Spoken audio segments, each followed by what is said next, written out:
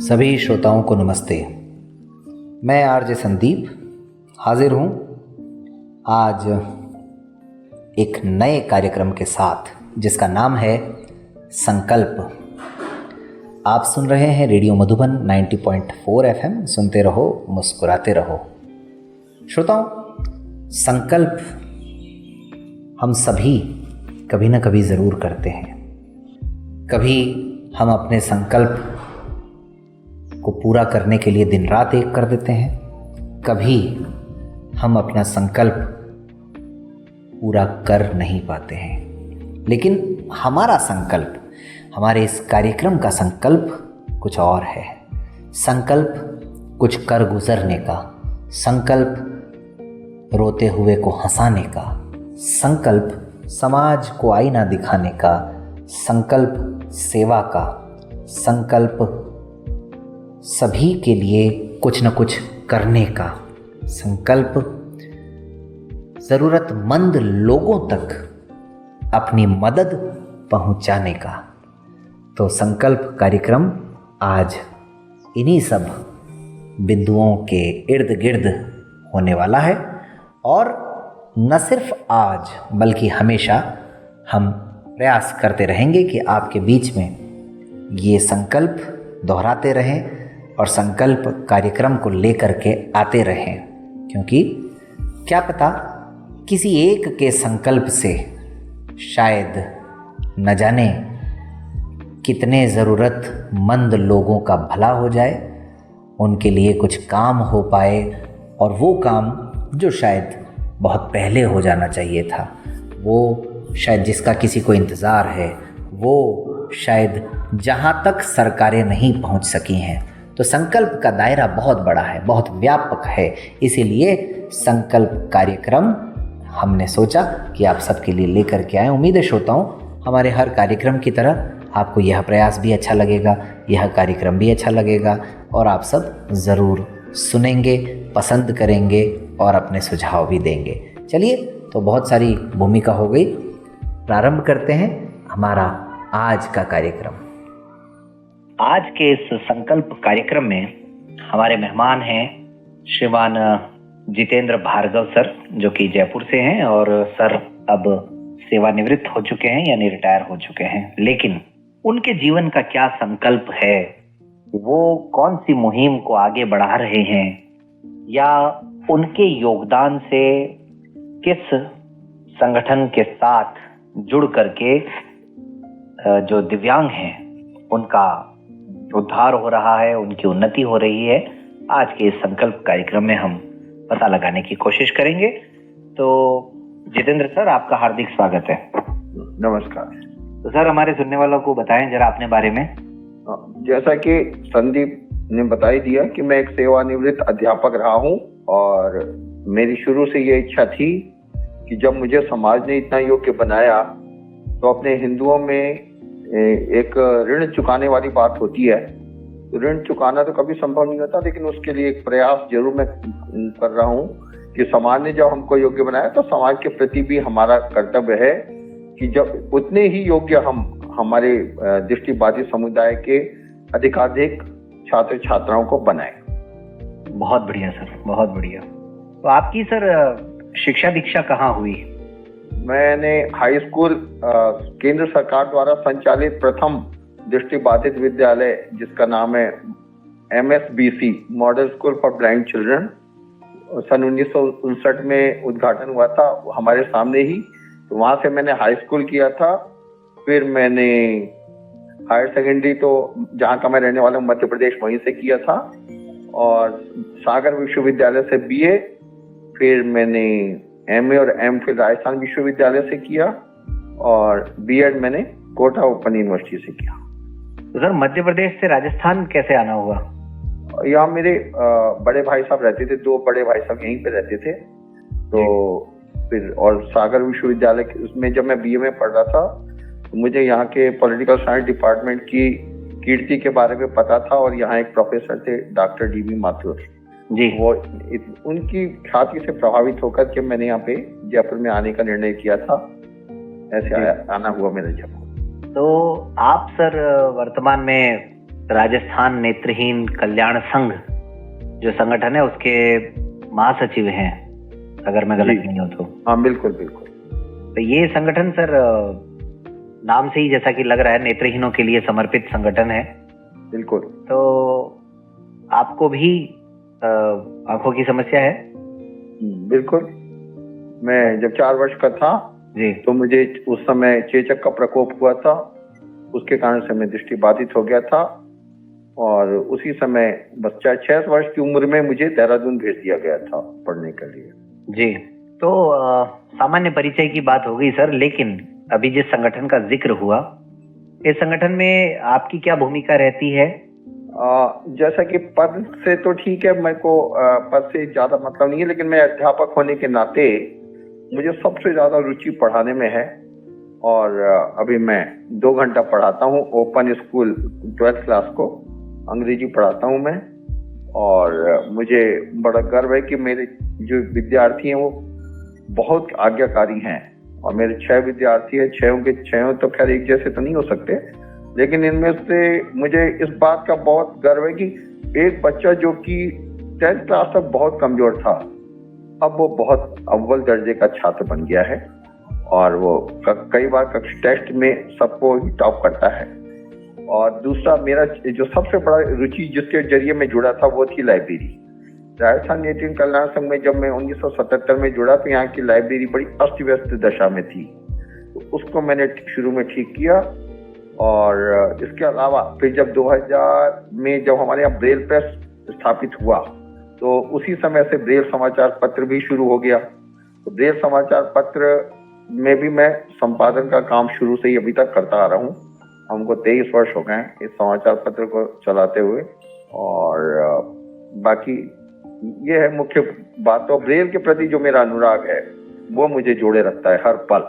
यहाँ जितनी भी किताबें छपती हैं ब्रेल प्रेस में, उनको गलती और त्रुटिहीन करने के लिए मैं प्रयासरत रहता हूँ। हालांकि अभी हमने एक प्रूफ रीडर का अपॉइंटमेंट कर दिया है, लेकिन मेरा मानना है कि एक किताब की 2 बार रीडिंग होनी चाहिए। तो एक बार वो करते हैं और दूसरी बार मैं करता हूँ ताकि एक भी त्रुटि न रहे। तो कुल मिलाकर के सर ये कहा जा सकता है कि आपका संकल्प यही है कि ब्रेल में सभी को सशक्त बनाया जाए। हाँ बिल्कुल। और पिछले 46 वर्षों से आप इस संगठन के साथ जुड़ करके इसी मुहिम में लगे हुए हैं, राइट? हाँ बिल्कुल। हाँ, मुझे इस बात का गर्व है कि इस बार AICB में जो ब्रेल रीडिंग राइटिंग प्रतियोगिता हुई उसमें 4 में से 3 विद्यार्थी हमारे पुरस्कृत हुए।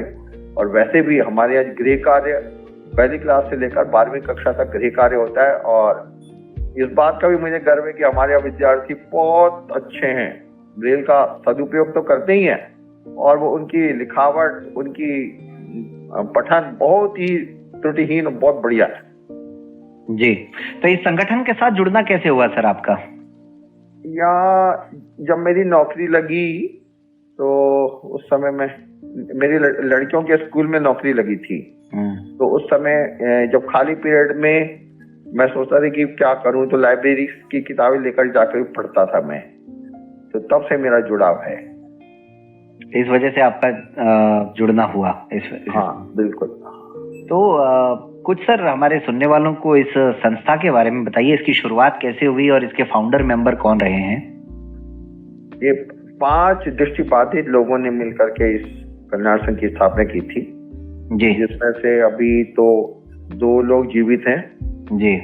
एक तो चंद्र प्रकाश श्रीवास्तव जी और एक डॉक्टर अजीत कुमार जैन जी। और बात शुरू में ये उद्योगशाला के रूप में स्थापित किया, इसकी एक्टिविटी थी उद्योगशाला। अच्छा। चेयर की रिकेनिंग मुख्य पर्पस था जी। फिर ये थोड़े दिनों बाद एक श्रीमोहन माथुर जो अभी संगीत के लेक्चरर से रिटायर हुए हैं जी, उनको पढ़ने की समस्या आई, तो उनको अकेले के लिए हमने 3 टीचर अपॉइंट कर रखे थे राजस्थान नेत्रहीन कल्याण संघ में। अच्छा। और फिर ब्लाइंड स्कूल तो विधिवत ढंग से 1985 में खुला। अच्छा। और उस समय प्राइमरी स्कूल था, 1988 में ये 8वीं तक का हुआ, 1915 में 10वीं तक और 1917 में 12वीं तक हो गया। 2000 इसके बाद हाँ 2000। फिर उसके बाद हमने डायमेंशन जोड़ा ओपन स्कूलिंग का। अच्छा। क्योंकि है क्या कि पेरेंट्स की अनभिज्ञता के कारण बहुत सालों तक बच्चे स्कूल में आ नहीं पाते। जी। तो बड़ी उम्र के बच्चे जो है वो छोटी कक्षाओं में आते हैं और उनका कक्षा में भी समायोजन नहीं हो पाता। परिवार में छोटा भाई जो होता है, छोटा भाई बहन, वो बड़ी कक्षा में पहुंच जाता है, वो छोटी कक्षाओं में रह जाता है। इसका निराकरण करने के लिए हमने ओपन स्कूलिंग का सहारा लिया। और मुझे बताते हुए प्रसन्नता हो रही है कि हमारे यहाँ ओपन स्कूलिंग से बहुत सारे विद्यार्थी निकल चुके हैं सफलतापूर्वक। और इस साल तो हमने मतलब हमको मजबूरी में, वैसे तो हम 10th ही कराते हैं, ओपन 15 हम रेगुलर में करा देते हैं, लेकिन कोविड काल में बच्चों का साल खराब ना हो इसके लिए हमने ओपन 10th 12th का सहारा लिया। जी। ये तो इसके अलावा सर मुख्य क्या गतिविधियां हैं राजस्थान नेत्रहीन कल्याण संघ की? स्कूल में हम केवल पाठ्य पुस्तकों तक ही सीमित नहीं रहते। हमारे यहाँ खेल, संगीत, नाटक, ये सारी विधाओं में हमने बच्चों को इन्वॉल्व कर रखा है। आपको ये जानकर प्रसन्नता होगी कि अभी हमने राज्य स्तर पे 38 मेडल जीते बच्चों ने और नेशनल लेवल पे 16 मेडल जीते हैं। जी। और इसके अलावा मैंने जैसा कि बताई दिया आपको, ब्रेल रीडिंग राइटिंग का तो मैंने आपको पहले ही जिक्र कर चुका हूँ। नाटक के मामले में भी हमारे बच्चे अभी तक 3-4 बार नाटक कर चुके हैं। पहला नाटक जो ईदगाह था उसके 8 शोज हुए थे। जी। 3 जयपुर में, 1 उदयपुर में, 2 दिल्ली और 2 गोवा में। जी।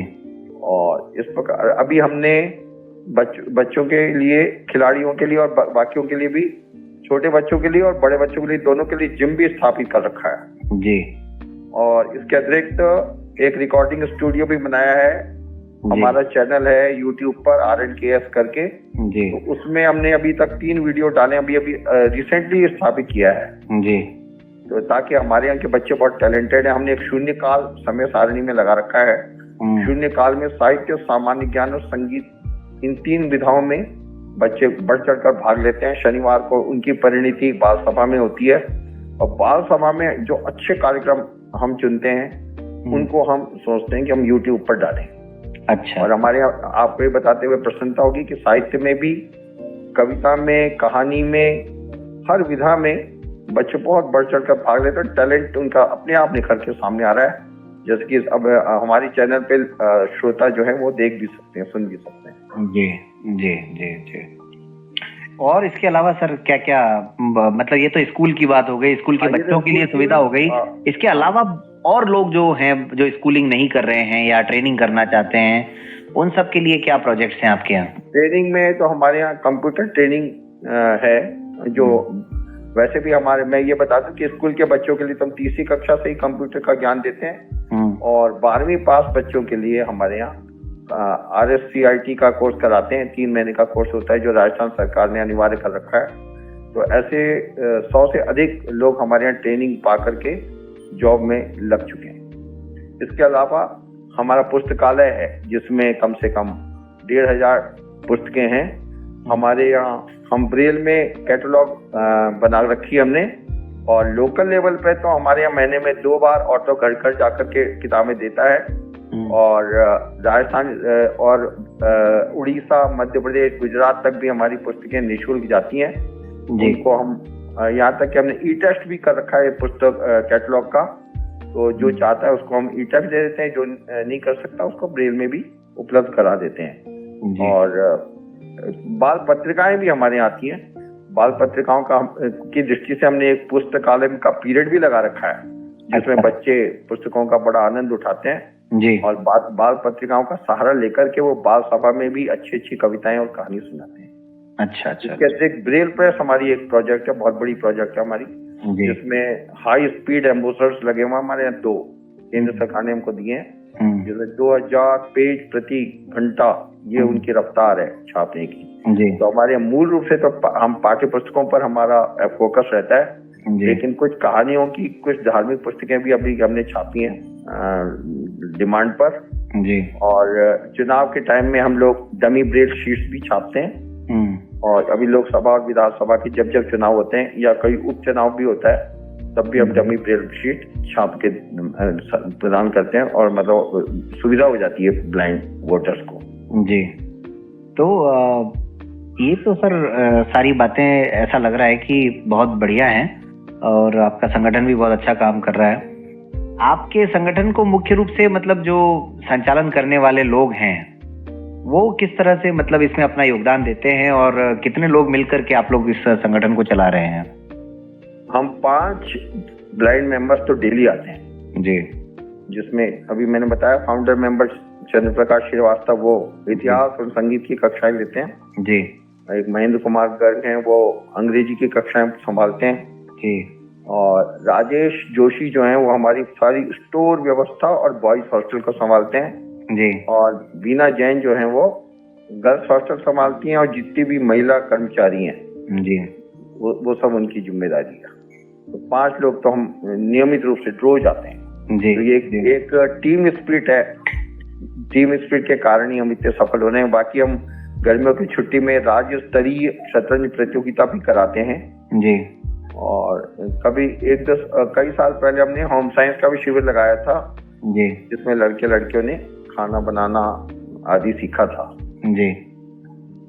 तो और हम ब्रेल के भी शिविर लगा चुके हैं जी, क्योंकि ब्रेल का अभी क्या स्तर बहुत गिरता जा रहा है जी। और कई स्कूलों में ब्रेल के अध्यापन ढंग से हो नहीं रहा, तो उसके लिए भी हम गर्मियों की छुट्टियों में शिविर भी लगाते हैं ब्रेल का। जी, तो उसमें सर देश भर से कहीं से भी कोई भी आ सकता है? हाँ, कोई भी आ सकता है। अच्छा अच्छा अच्छा। जी, मैं ये पूछना चाह रहा था सर कि जैसे आप महासचिव हैं संगठन के, तो ऐसे और भी पदाधिकारी होंगे? हाँ बिल्कुल, ये है बाकायदा। श्रीवास्तव जी हमारे अध्यक्ष हैं। अच्छा। और महेंद्र कुमार गर्ग जो है वो स्कूल के डायरेक्टर हैं। अच्छा। और बीना जैन जो है जॉइंट सेक्रेटरी हैं। जी। और राजेश जोशी जो है वो कोर कमेटी के संयोजक हैं। कोर कमेटी हमारी हर शनिवार को होती है जी, क्योंकि हम मिलकर के काम करने में विश्वास करते हैं। बिल्कुल बिल्कुल। और हमारे कोषाध्यक्ष हैं सुभाष पारिक जी, और हमारे जॉइंट सेक्रेटरी हैं ताराचंद जोशी जी, और एक उपाध्यक्ष हमारे सूरज भानवी हैं जी।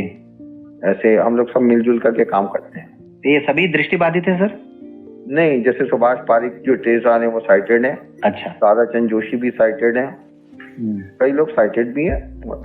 अधिकाधिक ब्लाइंड है हमारे। तो आप लोगों का सर मतलब कई बार तालमेल, जैसे ऐसा होता है ना कि दृष्टिबाधित लोगों की आवश्यकताओं को समझने में मुख्य धारा के लोग शायद थोड़ा पिछड़ जाते हैं, तो आप लोगों का तालमेल ठीक रहता है इस संगठन को चलाने में? नहीं, बहुत तालमेल सही रहता है। सुभाष पारिक हमारे 40 साल पुराने मित्र हैं जी। तो वो तो सब समझते हैं ब्लाइंड की प्रॉब्लम क्या होती है। सचिवालय में रहकर उन्होंने ब्लाइंड कम्युनिटी में काफी हेल्प भी की है बहुत सारे ब्लाइंड लोगों की जी। और ताराचंद जोशी जो है वो मेरा स्टूडेंट ही रहा है। अच्छा। इसलिए वो भी हमारे ब्लाइंड लोग की कैसी प्रॉब्लम होती है उसको कैसे सॉल्व करने से कभी कोई प्रॉब्लम नहीं आती। जी जी जी जी जी।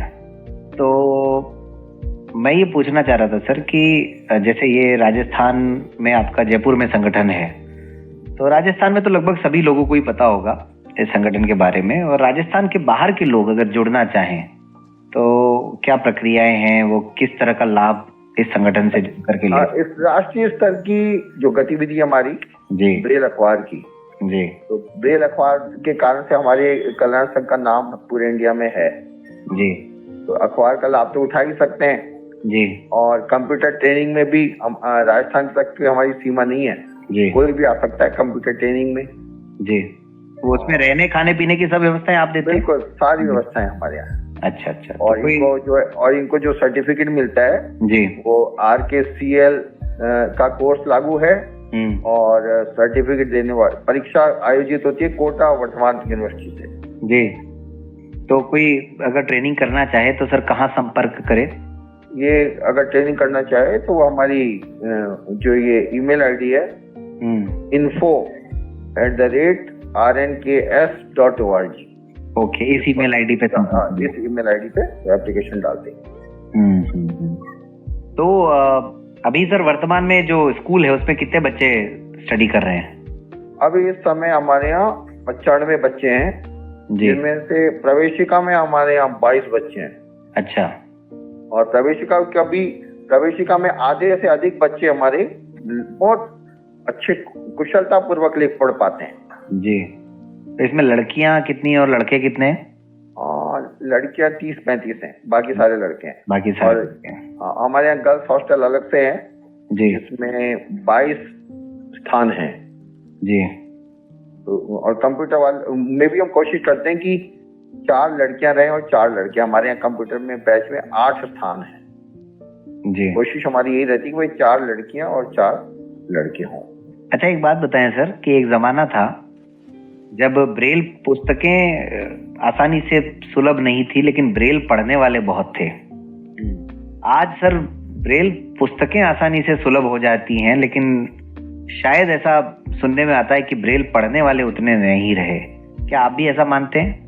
हाँ, बात तो वैसे तो सही है, लेकिन हमारे राजस्थान में मतलब हमारे संघ में ब्रेल का वर्चस्व है। हम जो है ना प्रेयर असेंबली में भी हम डेली राजस्थान पत्रिका और भास्कर के जो मेन न्यूज है वो हम छपवाकर ब्लाइंड बच्चे से ही पढ़वाते हैं। उसमें हमने कक्षा का रोटेशन कर रखा है। तीसरी क्लास से लेकर 12वीं कक्षा तक हर दिन एक बच्चा पढ़ता है, और यहाँ तक कि हम हर कक्षा के लिए एक प्रति भी ब्रेल पे से छपवा कर देते हैं, ताकि बच्चों को वर्तनी का पूरा ज्ञान रहे। नए नए कोई राष्ट्रपति बन रहा है, प्रधानमंत्री, उसकी वर्तनी क्या होगी। बिल्कुल, हमारा तो ब्रेल का बहुत फोकस है जी। तो सारे बच्चे ब्रेल जानते हैं? बहुत अच्छे से। मैंने बताया ना आपको कि प्रवेशिका वाले बच्चों ने हिंदी, गणित, अंग्रेजी तीनों की फाइलें बना रखी हैं, और एक एक बच्चे ने कम से कम 30-30, 40-40 पेज भर रखे हैं, और वो भी मतलब त्रुटि नगण्य। और आपको ये जानकर भी आश्चर्य होगा कि जब कोविड काल में ऑनलाइन शिक्षण हुआ तो उस ऑनलाइन शिक्षण में भी बच्चे ब्रेल में गृह कार्य करते थे, और उनके पेरेंट्स उसकी फोटो खींच के टीचर्स को भेजते थे, और टीचर्स उनकी त्रुटियों को पेरेंट्स की मदद से ठीक करवाते थे। क्या बात। तो उस बीच में काफी बच्चों का ब्रेल का ज्ञान बहुत अच्छा हो गया। बहुत खूब, बहुत खूब।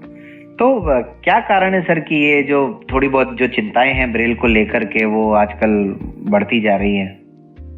अब उसका काल यही कि प्रारंभिक कक्षाओं में लोगों ने रिकॉर्डिंग पे डिपेंड होना शुरू कर दिया है। हमारा मानना यह है कि कम से कम 12वीं क्लास तक तो रिकॉर्डिंग पे डिपेंड नहीं रहना चाहिए। हाँ, कॉलेज लेवल पे अलग बात है, क्योंकि कॉलेज में बहुत मोटी मोटी किताबें आ जाती है, पढ़ने का टाइम भी कम रहता है जी, तो वहां तो ठीक है, लेकिन 12वीं क्लास तक तो कम से कम, क्योंकि ब्रेल में अब हमारे यहाँ एक विद्यार्थी तो ऐसा है कि जो ब्रेल में भी अच्छा है और कंप्यूटर में भी बहुत अच्छा है। वो एक साल जो है वो इंक्लूसिव एजुकेशन, समावेशी शिक्षा के तहत सामान्य विद्यालय में गया था, तो वो अपना लैपटॉप पे होमवर्क करके ले जाता था जी। तो उसका परिणाम ये निकला कि अभी सक्षम के द्वारा ऑल इंडिया लेवल पे टाइपिंग टेस्ट हुआ था कंप्यूटर के द्वारा जी। उसमें वो सेकंड आया। और ब्रेल में जहां तक सवाल है, वो डेली 18 कागज ब्रेल के स्लेट से लिखता है। क्या बात है, बहुत खूब। आपके यहाँ सर जब बच्चे आते हैं एडमिशन के लिए या किसी भी काम के लिए, तो क्या उस समय आप लोग यह भी जानने की कोशिश करते हैं कि भाई वाकई में ये जो दृष्टि बाधित होने के जो मापदंड हैं उनमें ये व्यक्ति मतलब खरा उतर पा रहा है या नहीं उतर पा रहा है? क्योंकि आजकल इस तरह की भी समस्याएं बहुत बढ़ गई हैं। नहीं, हम उसकी पूर्ण सहायता करते हैं, और अगर मान लो कभी वो बच्चा लेट हो जाए या किसी हम मैं ये पूछ रहा था सर कि वो ब्लाइंड है वाकई में या नहीं है, ब्लाइंड कैटेगरी में आने के योग्य है या नहीं है, इस बात के बारे में भी आप लोग कुछ करते हैं जानकारी? हाँ, बिल्कुल हम करते हैं, क्योंकि 1-2 केस ऐसे भी आए थे कि काफी आईसाइट थी, लेकिन वो मतलब बस रहने वहने के पर्पज से आ रहे थे, बड़ी उम्र के थे वो जी। तो वो हम तहकीकात करते हैं, और शुरुआत में तो बच्चे की हम पूर्ण अच्छे से जानकारी करते हैं, और पेरेंट्स को हम पूर्ण अच्छे से सहायता करते हैं पेरेंट्स की जी जी जी। यहाँ तक कि हम उनको अगर देर लगती है उसके प्रवेश में, क्योंकि हमने 7 साल का नियम बना रखा है जी, 7 साल से कम में कोई आता है तो हम उसको यही सलाह देते हैं कि भाई अभी उसको आप खिलाएं जी, और उसको अच्छा खूब घर में अच्छे से रमाएं। हाँ, और ज्यादा अगर 6 साल का है तो हम उसको प्लेट खरीदने के लिए सलाह दे देते हैं। आजकल हिंदी और अंग्रेजी की ब्रेल प्लेट बहुत अच्छी है, जिसकी सहायता से उनके पेरेंट्स उनको ब्रेल सिखाते हैं, उनको हम प्रशिक्षित भी कर देते हैं जी जी जी। एक प्रश्न सर पूछना जरूरी हो गया है, चूंकि आपसे बात हो रही है, तो आजकल सर विशेष विद्यालयों पर ध्यान शायद कुछ कम होता जा रहा है, या ऐसा लग रहा है कि उनका जो भविष्य है वो उतना उज्जवल नहीं है जितना एक जमाने में हुआ करता था। क्या कारण है सर? एक तो विशेष विद्यालयों में गवर्नमेंट लेवल पे कोई मॉनिटरिंग तो होती है नहीं जी कि भाई कौन कैसा काम कर रहा है, क्या हो रहा है, क्या नहीं। सब जगह औपचारिकता है। और जो ट्रेनिंग इंस्टीट्यूट हैं, ट्रेनिंग इंस्टीट्यूट भी ज्यादा ध्यान देते नहीं है जी। उनका भी पैसे में ज्यादा, पैसे कमाने में ज्यादा ध्यान है, क्वालिटी में कम ध्यान है जी। तो और अगर ब्रेल का टेस्ट होए अपॉइंटमेंट के टाइम में जी तो फिर ब्रेल पे ध्यान देंगे। ब्रेल का टेस्ट होता नहीं है, इसलिए लोग यूं ही मतलब औपचारिकता पूरी करने के लिए थोड़ी बहुत सीख जाते हैं। हाँ, ये मैं जरूर कहूंगा कि अपेक्स यूनिवर्सिटी और हमारा एमओयू हुआ है और अपेक्स यूनिवर्सिटी वाले हमारे लेसन देने आते हैं प्रैक्टिस करने जी। उनमें से 5-7 बच्चे बहुत अच्छे निकले जो हमको बहुत अच्छा लगा जी। उनको बाकायदा ब्रेल बहुत अच्छे से सीखी उन्होंने जी। और उन्होंने टीचिंग एड्स वगैरह का भी बड़ा अच्छा मतलब उपयोग किया जी। तो ये बात है। जी जी जी। तो बहुत खूब सर, बहुत अच्छा लगा आज आपने समय दिया और राजस्थान नेत्रहीन कल्याण संघ के बारे में महत्वपूर्ण जानकारियां हमारे श्रोताओं के साथ साझा की। और श्रोताओं, अगर आप लाभ लेना चाहें या इस संगठन के साथ जुड़ करके कुछ काम करना चाहें तो जो ईमेल आईडी दिया था उस ईमेल आईडी पर आप संपर्क कर सकते हैं। info@rnks.org। जयपुर में ये संगठन कार्यरत है। तो चलते चलते बता दें सर, कहाँ पर है जयपुर में ये संगठन आपका? छोटी चौपड़ से नीचे उतरते समय गणगौरी बाजार आता है जी। गणगौरी बाजार में एक सरकारी चिकित्सालय बहुत बड़ा, दीनदयाल उपाध्याय करके जी। उसका अगला चौराहा कहलाता है लंगर के बालाजी का रास्ता जी। बस उसमें अंदर एंटर होके ही 6-7वां मकान है राजस्थान नेत्रहीन कल्याण संघ जी। तो बातें और भी हैं, सवाल और भी हैं, लेकिन अब समय अनुमति नहीं दे रहा है। बाकी आप सबके अगर सवाल हो तो आप लोग पूछिएगा, हम लोग आने वाले कार्यक्रमों में उन सवालों को शामिल करने का पूरा प्रयास करेंगे। चलिए, बहुत बहुत धन्यवाद सर। आपको भी बहुत बहुत धन्यवाद। तो श्रोताओं, सुना आपने आज का हमारा संकल्प कार्यक्रम, जिसमें हमने एक संगठन के बारे में बात की और हमारे मेहमान ने हमें बताया कि उनका संकल्प क्या है, वो क्या करना चाहते हैं, अपनी ऊर्जा, अपनी पूरी मेहनत वो किस काम में लगा रहे हैं। तो ऐसे ही कार्यक्रम हम लेकर के आते रहेंगे और आज के कार्यक्रम को सुन करके आप सबको समझ में आ गया होगा कि इस कार्यक्रम में कौन लोग शामिल हो सकते हैं। जी हाँ, आप सबके लिए यह सूचना आज इस कार्यक्रम के माध्यम से है कि यदि आप भी कोई संकल्प कर चुके हैं और उसको पूरा कर रहे हैं, या आपके प्रयास से, आपकी मेहनत से न जाने कितने लोगों का अगर हित हो रहा है, आप लोगों तक मदद पहुंचा रहे हैं, आप किसी संगठन को चला रहे हैं, आपने कुछ ऐसा किया है जो किसी और ने नहीं किया है, आपने कुछ ऐसा किया है जो किया आपने है लेकिन उसका लाभ सबको मिल रहा है, तो आपका हमेशा इस कार्यक्रम में स्वागत है। अब इंतज़ार रहेगा आपके फ़ोन कॉल का कि हम भी इस कार्यक्रम में शामिल होना चाहते हैं। देखते हैं आपने कितने लोगों का भला किया है, आपने कितनों तक अपनी मदद पहुंचाई है और आप इस कार्यक्रम में आकर के बहुत सारे लोगों को प्रेरित कर सकते हैं, उनको समझा सकते हैं कि संकल्प कितना ज़रूरी होता है, संकल्प क्यों करना पड़ता है। तो आज के संकल्प कार्यक्रम को अब समाप्त करने की अनुमति दीजिए। कोई भी शिकायत हो, सुझाव हो तो आप हमेशा कांटेक्ट करें। 9414151415 व्हाट्सअप नंबर है ये हमारा, इस पर आप सूचना कर सकते हैं, कॉल भी कर सकते हैं। इसके अलावा आप ईमेल भी कर सकते हैं info@radiomadhuban.in पर। रेडियो मधुबन का ऐप प्ले स्टोर से डाउनलोड कर लें, जहां पर आप 24 घंटे 7 दिन रेडियो मधुबन के साथ जुड़े रह सकते हैं। और सबसे महत्वपूर्ण बात यह है कि यदि आप इस कार्यक्रम का हिस्सा बनना चाहते हैं, अपने संकल्प को औरों तक पहुँचाना चाहते हैं, तो भी आपका इंतज़ार कर रहे हैं हम। मिलते हैं और किसी संकल्प के साथ।